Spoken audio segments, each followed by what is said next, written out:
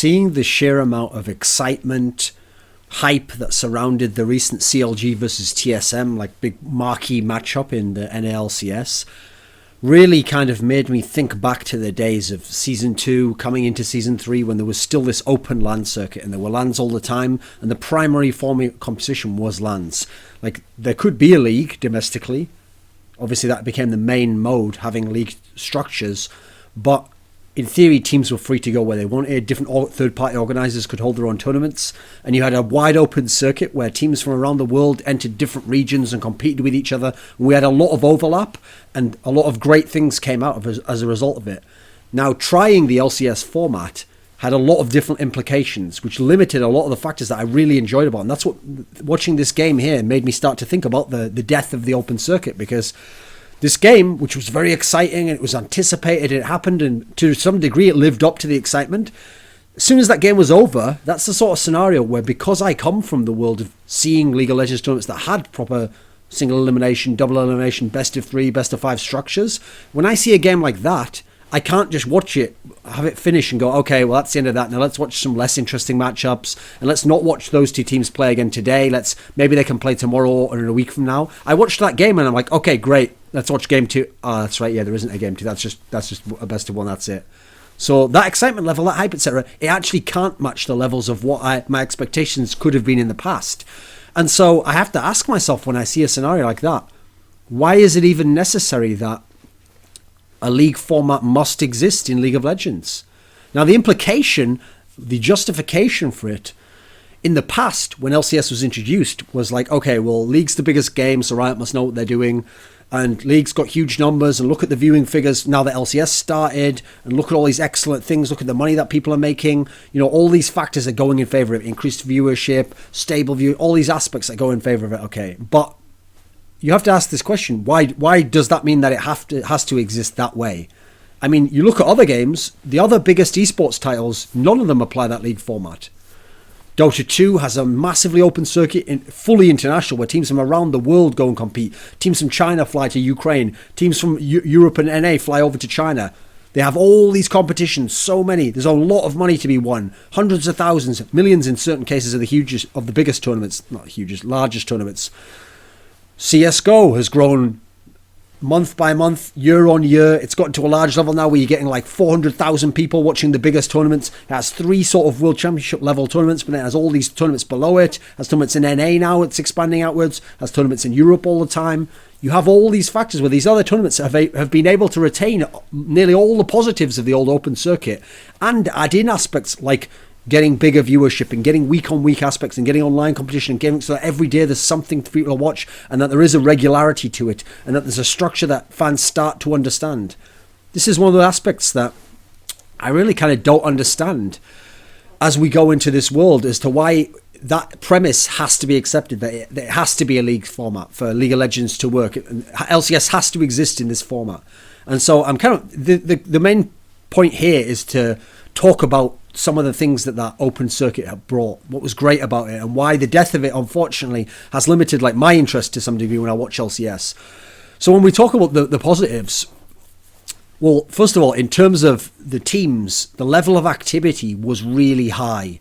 Like, think about it, in the LCS format, even if your team goes to the final of both LCS splits, you're only going to get to see them play, well, maybe 2, maybe 3 series to get to the final of the first LCS split, then 2 or 3 to get to the final of the second LCS split. There's 6 series maximum. Now let's say they're qualified to the in-season international. Let's say they can, well, I mean, they'd have to get like some Asians probably, but let's say 1 or 2 series you add in there. So we've got like between 4 and 6, and then we're adding in like 1 or 2 there. We're looking at like 5 to 7 so far. And then if they go to Worlds, now listen, you only get to play series that are best of 5 then. We know this is really hard. So let's give them 1 there.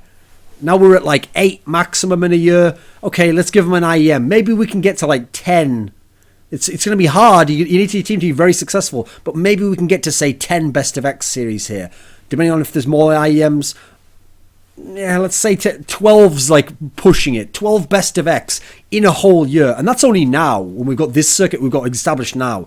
In past years, we were talking way less. We were talking like some of these teams might, top level teams in their regions might only play like 5 Best of X in a year, 8 if we're lucky, Now go back into the other region, into the other circuit rather, activity level was really high. All levels of team had really high level activity. Even like the 4th or 5th best teams were getting a lot, like a number of tournaments, 4 or 5 lands in a year, whole bunch of tournaments played, different matchups against each other. It allowed a lot more progression of storylines. It allowed nuance to the storylines, where you got to see a lot of teams playing, a lot of battling certain teams. So it created storylines, but that wasn't just like a storyline like, TSM always plays Cloud9 in split finals, and then you stop and think about that, and it's like, oh, actually, they played them in 3 Best of X series. It just took 3 whole seasons. Now, if those had been tournaments one after another, and they'd played 5 of them, and they'd all made the finals, what an incredible storyline that would be, and then the back and forth, and we'd really have a good sense for it. It wouldn't be like they meet at the end of the season in one thing to decide all the marbles, and then if TSM wins in the last game, then they get to say they dumpstered them, which they didn't really. And in past seasons, if Cloud9 catches them at the right time at the end of the season, they get to win and be like, well, we won that whole split. Meanwhile, TSM's doing really well that whole spring split, and so if they'd have had a tournament at the beginning, maybe TSM would have won that one. It was seeming like that initially at the beginning of the spring split in 2014. So the storyline's actually quite limited actually by this league format. Yet that's what they always tell us with the league format, that it's going to enhance storyline by having week-to-week stories, and they play them here and then they're going to play them again in a few weeks, and won't you be so hyped about it? Actually, the story's more limited. And so one of the great things about this changing storyline was, part of the nuance was, because you got more fine detail by more times of matching up and repeated matchups in a period of time, and then playing and then getting to play again in a month or so, as in like in a best of X or in a certain period of a tournament. As with all esports and all tournaments that are structured like this, you develop patterns which can be reliable, not just patterns like the one-off playoffs that are every few months, but patterns where you can't kind of start to see the level of a certain team. Like, how far does a team tend to get in a tournament? Is there stumbling block? They always make it to the semi-finals, but they're not quite an elite level team, so they can't make finals. Or is there stumbling block, for example, that they always have a pattern of who they win and lose against? So a great example would be in Season 2, when CLG NA used to go to these North American tournaments like MLG, IPL. There was a couple in a row where the first time they met Dignitas in the upper bracket, or just in the normal bracket where it was the regional, they would always lose to Dignitas first of all. But then in the tournaments that had double elimination, they would beat Dignitas in the lower bracket. Then they'd go into the final, play TSM totally even, but lose out ultimately. And so that provided this great storyline where you could see, as a result of more results, okay, that means Dignitas had like some sort of unique approach every time they played them initially, but that was figured out and CLG was overall better, so they would beat them in the lower bracket. Then they get to the final, and CLG could match up well with TSM, but in the clutch sort of part of the tournament, that's when TSM had just something extra and they would win out. And it provided great storylines. You see there, just from the way I described that, for all 3 of those teams. You can kind of get a sense of the things that they're good at, how they perform. You get a regularity to it. You don't think, oh, well, one time Dig beat them once in an upper bracket, then lost to them here, so I guess that didn't count. It was a total fluke. No, there's more nuance to it. The storyline is a lot better, and you can see the progression where if CLG later on, hypothetically, had played another tournament later in the year and they'd done the similar thing, but then beaten TSM, now you could see a progression to the storyline.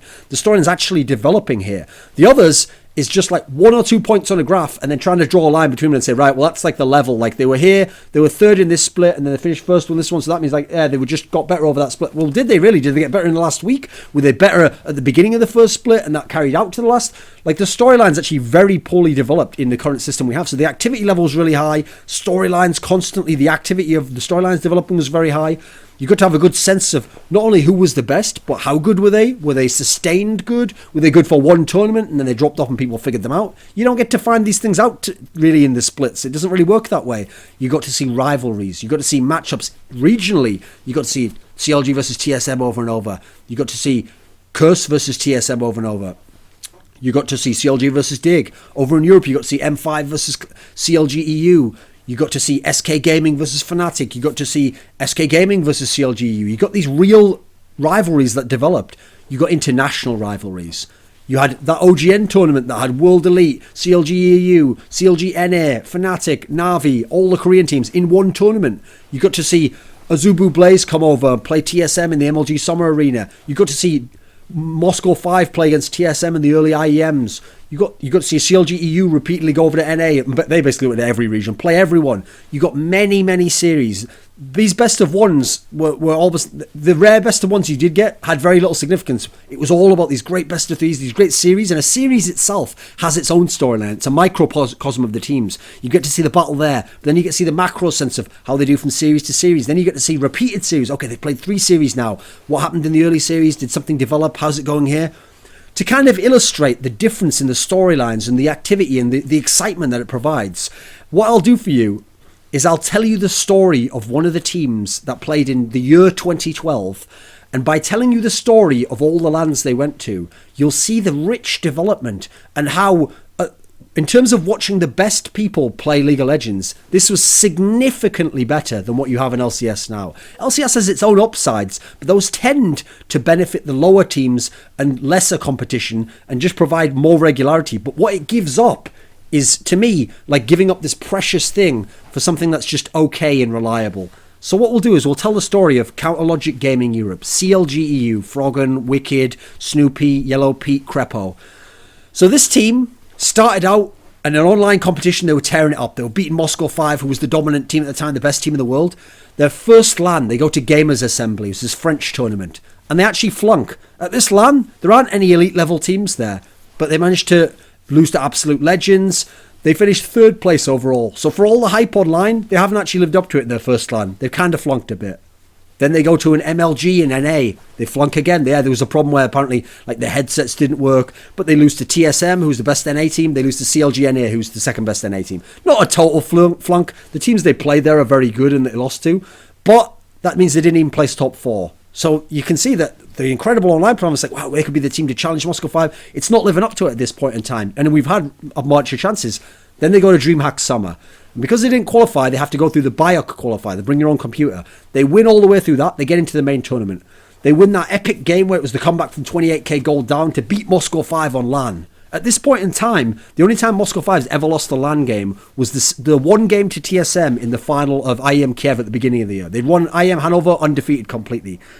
So they managed to win this epic comeback against Moscow 5, but in the group stage. So you can think to yourself, if you're a Moscow 5 fan, whatever, we were ahead, we threw it, that won't happen again, like that was a one-off. But CLG.EU fans could already be like, wow, they've sort of shown some of the potential that they showed online there, and now, what else can they do in this tournament? CLG.EU gets to the final, Moscow 5 gets to the final. They play each other in the final, CLG.EU wins 2-0. They've just knocked off the best team in the world. They've gone 3-0 against them on LAN, and they've won a big final. The first series Moscow 5's ever lost on LAN. This is epic, world-breaking stuff. Froggen's really arrived as a player. You go to the next tournament. Next big tournament was the ECC Poland. At this tournament, in the semi-finals, you had CLG.EU played SK Gaming, and actually SK Gaming came close to beating them. It was a 2-1 series. Kevin had this really amazing series. He had an awesome couple of games on Gangplank where he was going ham, but CLG pulls through. They get to the final. I forgot already. In the group stage, they played Moscow 5 again. They beat them again. So now they're 4-0 against M5 on LAN. Oh my god, are they going to win another LAN? Is this the CLG.EU era? They get through this narrow semi-final. They're in the final. They meet Moscow 5 there.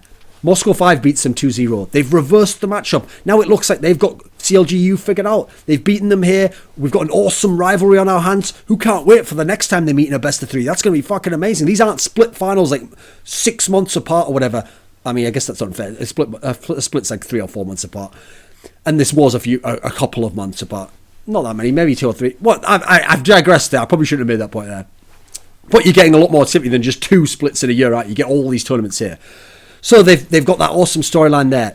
Then over in OGN, where they're competing in Korea, they've made it to the final. They get to the very final. They beat Najin Sword to get there. They managed to get 1 game from winning. They're up 2-0. They lose. Frost wins the final 3-2, but in such epic fashion that CLG.EU feels like, we threw game 4, and we fucked up the blind pick, and we should have won that one. Like we should have been the champions of OGN. Season 2 regionals comes around for Europe. CLG.EU meets SK in the semi-final.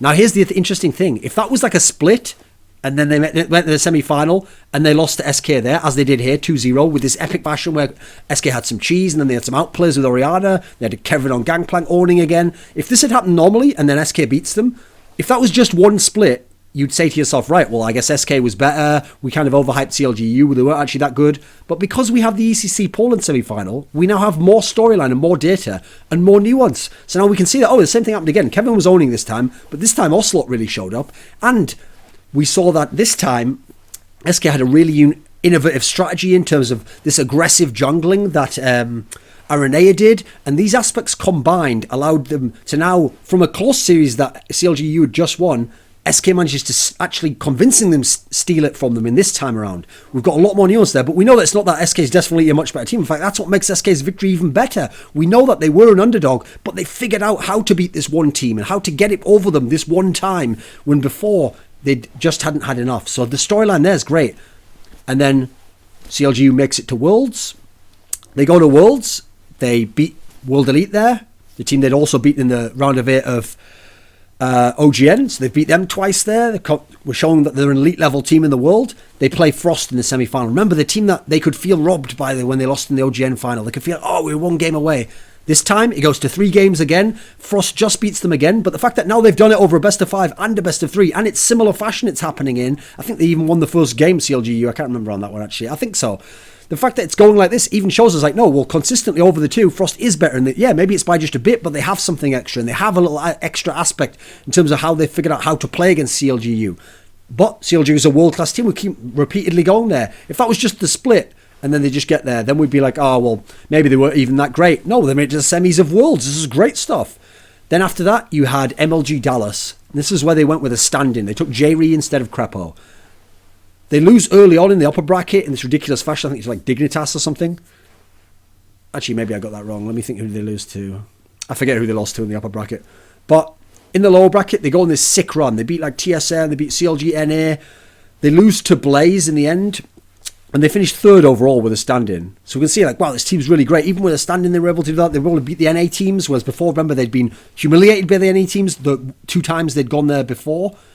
The one time they'd gone to NA for that MLG earlier in the year. So remember, if that MLG only existed, then for the rest of the year, NA fans going to be like, see, our team's TSM's better, CLG.NA is just better. And forever, they could always hold that one piece of data and just say, well, that's just a fact. Well, no, we got to see them play again later. We got to get more information. We got to get more data points to draw from. And we can see, because they're playing later, this is the development of CLG.EU. That was their second LAN when they went to the other one. They weren't as developed as a team. They weren't as experienced. Some of these players hadn't played on a world stage before. They have a lot of pressure on them. Now, later on, they're veterans. They've refined some of this. They've polished off the rough edges. Now they're a world-class team who've been in an OGN final, semis of worlds. Now they're able to even bring in a sub and still find a way to make it work and play at an elite level and beat these teams. What a great storyline that is. Then you go they go back to Europe and they play DreamHack. Remember, they're reigning DreamHack champions from DreamHack Summer. They play DreamHack Winter. They get to the final. They play Fnatic, where Fnatic's just brought Reckless in. It's a 2-1 series, close series.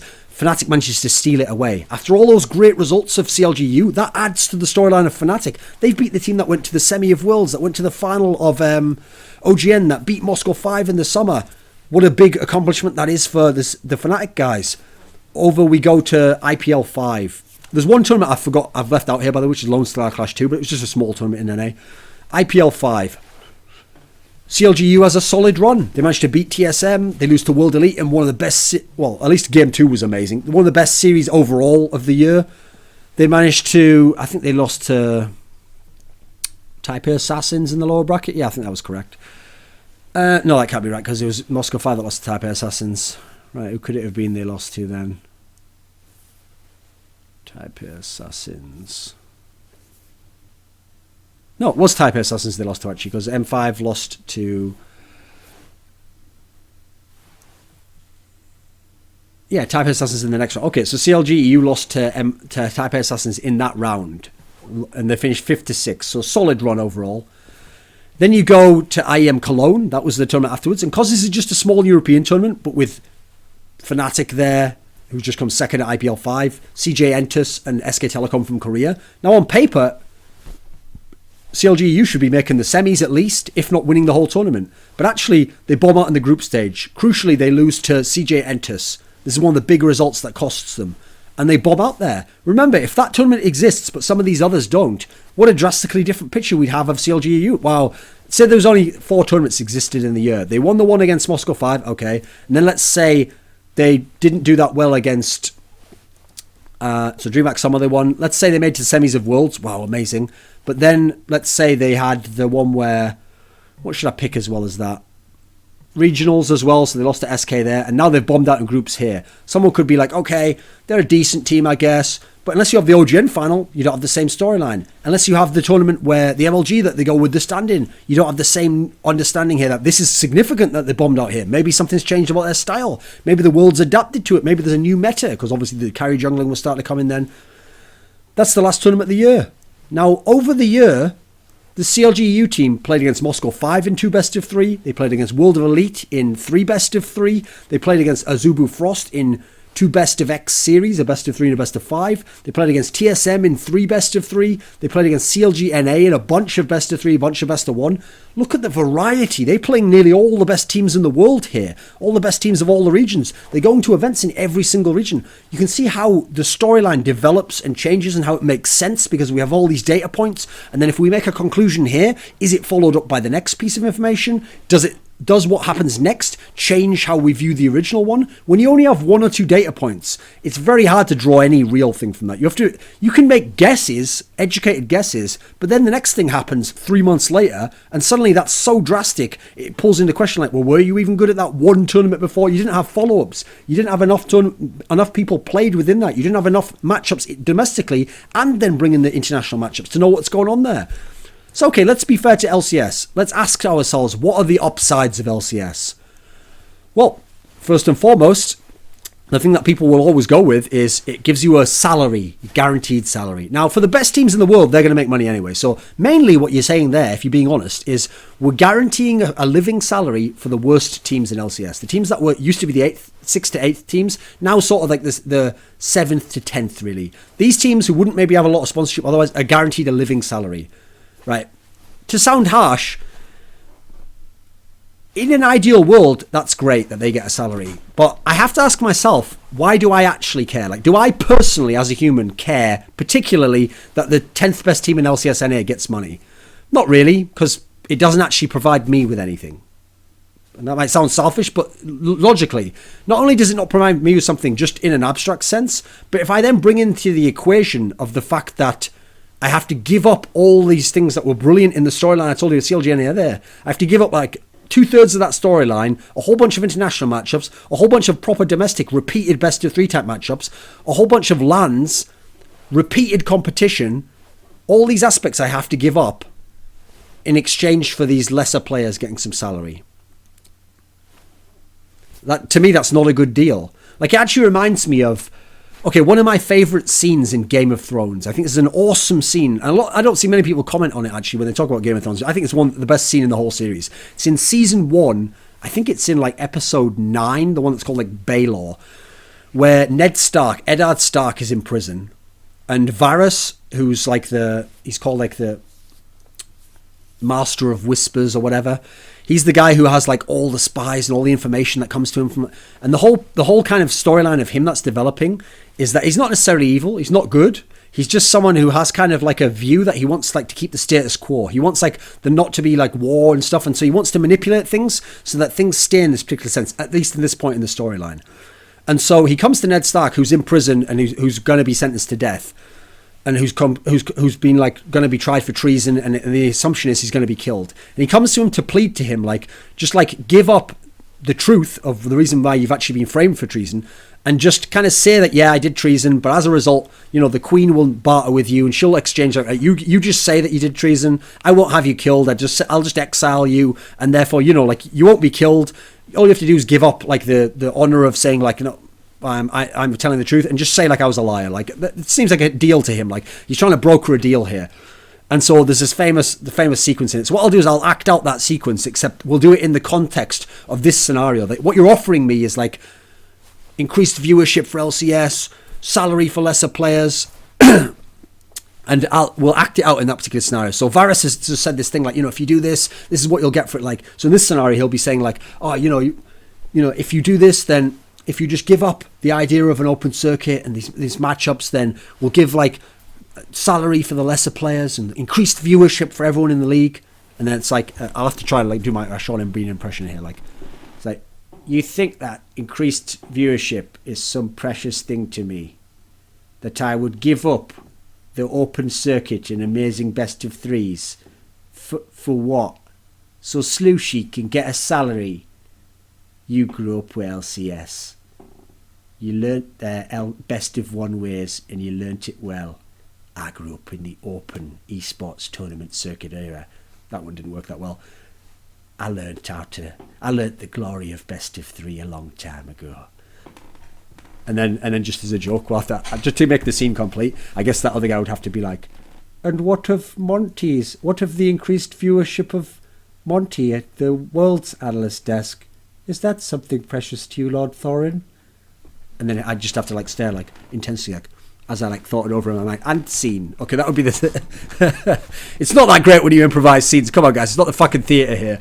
So, yeah. So the upsides is you get salary for players that essentially I don't care about, particularly salary. Why do I care about it? Stabilised structure. Now, the downside of that is, yeah, it's stabilised. There's regular matches every week. The teams play X matches each week. Yeah, that's good. I'm going to stabilise the structure for you. Oh, cool, great. I'd love to see great teams playing all the time. No, that won't be happening. There'll be like the odd game that's cool. Mainly the stabilised structure will be like one that you don't care about, like teams that you don't really care playing best of ones that you don't really care about. So you've stabilised it into regular matches I don't care about. Yeah, I'm not really down with that deal there. But why not? It's stabilised. Yeah, but something stable that's crap actually doesn't really appeal to me that much. You view bigger viewing figures. Again, though, right? Why does bigger viewing figures help me? I enjoy really high level competition. If the number on the screen says 100,000 or that number says 500,000, believe it or not, that doesn't help me enjoy the game more. Now, if the number on the screen says 100,000 but the game's incredible, or the number on the screen says 500,000 but the game's very average, now I do matter. Now that does matter. The number doesn't matter, but the quality of the game on the screen matters. And when I look at the quality of the game on the screen and go, this isn't actually that good, I'm kind of bored. No, but look at the number, it's like 4 times higher. Yeah, but that's not going to make me watch that game then. No, but look, esports is getting bigger. Like, what even? This isn't even like a valid way to talk to people. You get less tournaments, but the game's getting bigger, and that's somehow better. What's the balance there for me? Yeah, great for Riot and all that sort of shit. It's not great for me. And then this notion that you're growing esports. Is it even accurate? Dota 2 and CSGO are getting bigger and bigger viewers and getting awesome viewer numbers, a lot of interest in all these LAN tournaments, and they have a LAN tournament circuit, and they don't have this league format. So where's the necessity for it in that sense? People used to tell me that Quake was dead, even like 1 year ago, 2 years ago. But you know that during that period of time, Quake still used to have like 2, and depending if you go like 2 or 3 years ago, between 2 and 4 major LAN tournaments in the world. And yet that was when everyone said it's dead and all it's got so is tournament. That meant I could get 2 to 4 world-class level tournaments. That's what fucking League fans had to look forward to the last 2 years when we're being told its progress, the most wonderful league system with all this money and all these viewers. And what does it translate to? The sort of circuit that's as limited a game that's almost dead, basically. How is this great for anyone? Now, the downsides. I've kind of given some of them there. You have to give up all those lands and the high-level competition. The thing that is the best, the elite-level competition. Like I said, CLG versus TSM, we want to see that. We want to see a best-of-3 between CLG and TSM. First of all, we're not getting that unless it gets to the one time off at the end of the split. And we're going to get 2 of those in a year. Then we have to hope they fucking meet. We have to give up the best-level competition, the best matches, the best tournaments, the best repeated interactions between teams domestically and around the world in exchange for mediocre average games we don't really care about, that are in a format that we don't really care about, and that don't really seem to matter because they're just all these best of ones, and then there's a playoff at the end that's like a LAN tournament, which is the part everyone enjoys the best, the fucking LAN tournament at the end, the playoffs, and then it just ends, and then we make all our decisions off that bit at the end there. Lack of regional freedom. Teams in NA have to just stay in NA until the mid-season invitational comes, until IEM Katowice comes, and even then you have to be invited, you have to get those spots. Remember when CLG went to OGN, how fucking amazing that was. Or CLG.EU coming to all these foreign tournaments, how amazing that was. Elite level competition you can't get now. Monte Cristo, when he was the coach of CLG.NA last year, wanted to take them to Korea if he could in like the winter season or whatever.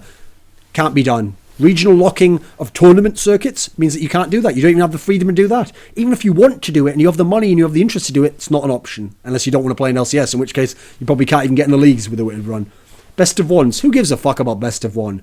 When I watch other tournaments in other esports, maybe people from League are kind of don't understand that this exists.